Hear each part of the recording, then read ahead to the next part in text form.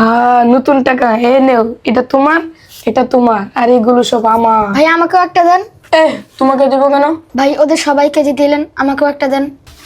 এরা সবাই তো আমার বন্ধু, তুমি কি আমার বন্ধু? যাও। কি ব্যাপার, কি নিয়ে আলোচনা হচ্ছে তোমাদের? হুজুর আল্লাহ দিবে আছে না, সবাইকে নতুন টাকা দিছে, আমাকে দেয়নি। কি নতুন টাকা? কোথায় থেকে সংগ্রহ করেছো? মাশাআল্লাহ, অনেক সুন্দর।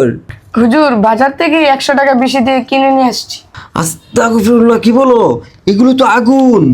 না হুজুর, এগুলো তো নতুন নতুন টাকা। শোনো, তোমার কাছে এগুলো নতুন টাকা হতে পারে, কিন্তু বাস্তবিক পক্ষে এগুলো হচ্ছে আগুন। যারা নতুন টাকা বেশি দামে কিনে নিয়ে আসবে তারা সহজেই জাহান্নামে যাবে। হুজুর, এগুলোর জন্য জাহান্নামে যাওয়ার কি আছে? এগুলো তো নতুন, এই জন্য একটু বেশি টাকা দিয়ে কিনে নিয়ে আসতে হয়। তোমরা কি জানো না, এক জাতীয় জিনিস কম বেশি করে বেচা কিনা করা যায় না, এটা সুদের অন্তর্ভুক্ত হয়। যেমন তুমি 10 টাকা দিয়ে 11 টাকা কিনতে পারবা না, অথবা বিক্রিও করতে পারবা না। এটার কারণে অনেক বড় গুনাহ হয়।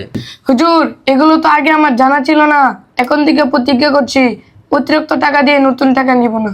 আল্লাহ তাআলা তোমার তাওবাকে কবুল করুক। আর আমরা সবাই প্রতিজ্ঞা করি এখন থেকে আর কখনো অতিরিক্ত টাকা দিয়ে নতুন টাকা নেব না।